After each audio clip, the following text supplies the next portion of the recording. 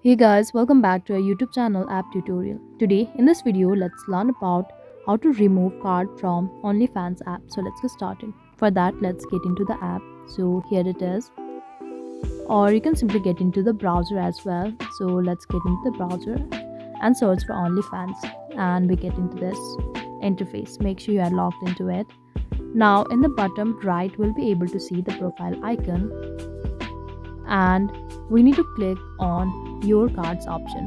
So simply tap on that. Since I have not added any card yet, we'll be able to see add a payment card option, and if you have added it, you'll be able to see the adding card option and removing option as well. You can simply tap on this and you can add new card if you want to replace it. Once you are done adding all of the information, simply click on submit and you'll be done. And if you want to simply remove it, we need to click on remove option over here in the card. So that is all.